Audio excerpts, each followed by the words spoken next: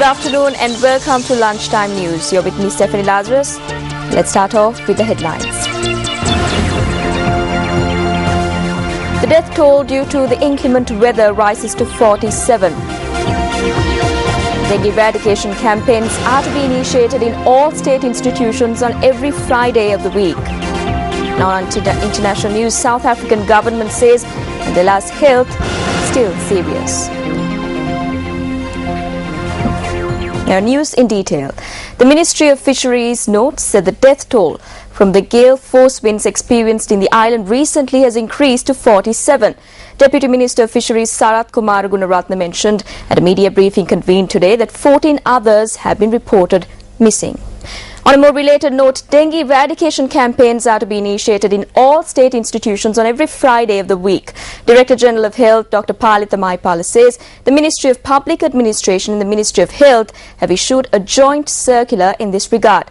A decision to initiate such campaigns was taken at a meeting held with district secretaries yesterday. Dengue रोगे मर्दने एदी विशेषයෙන්ම district මට්ටමේ ප්‍රාදේශීය මට්ටමේ සහ ග්‍රාමීය මට්ටමේ විවිධ කමිටු හරහා මේ වැඩ පිළිවෙල Discussions were held on initiating the dengue eradication campaign through committees set up at district and divisional level. Special attention was focused on cleaning up schools, state institutions and religious institutions. A decision was taken to initiate several programs at district level. When considering the patients, the main problem is not admitting a patient at the correct time to hospital. Therefore, if a fever persists for more than 2 days, it is important to consult a doctor at the nearest hospital. It is also important to maintain a clean environment.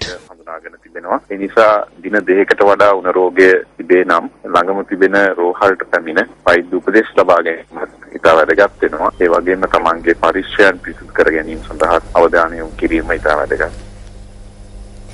Minister of Health Maithripala Sirisena states that if companies that are contracted to carry out construction activities in the health sector do not fulfill their responsibilities, instructions have been issued to blacklist such companies. The minister made this statement at a function held at the Kandy Teaching Hospital yesterday.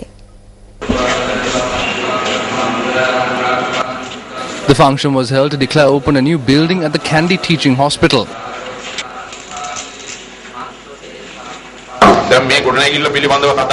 Construction work on this building commenced in 2005. However, on a number of occasions, the contractors had abandoned work midway.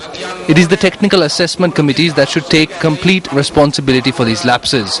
A certain company that commenced construction work on a building of the Kandy General Hospital had undertaken construction activities on several other hospitals in Sri Lanka.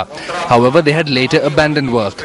If any company undertakes a contract but fails to fulfill its responsibilities, then I have issued instructions to blacklist those companies.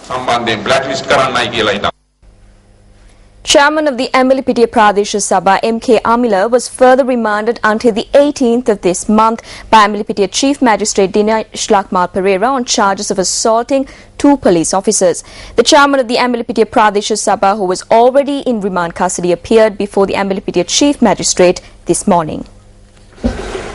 M.K. Amila, the chairman of the Amilipitiya Pradesh Sabha, handed himself over to court on the 4th of this month and was later remanded on charges of assaulting 2 police officers.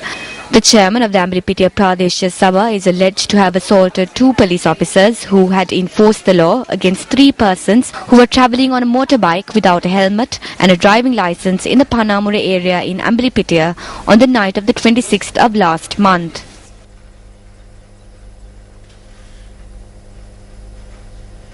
Minister of Environment and Renewable Energy Susil Premajayantha says solar-powered electricity generation will spread to households in the future. The minister made the observation during an event held to declare open solar-powered electricity posts located down Stanley Tilakaratne Mawatha in Nugegoda yesterday. Minister Susil Premajayantha notes that the cost of electricity generation can be reduced with the use of solar power.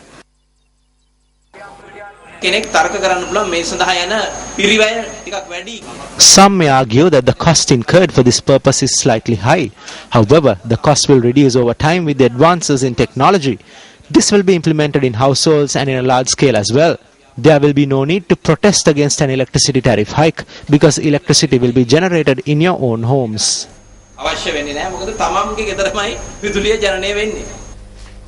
The Department of Motor Traffic says that 10,000 motorbikes are registered each month. Commissioner General of Motor Traffic S.H. Harishchandra notes the highest number of vehicles to be registered are motorbikes.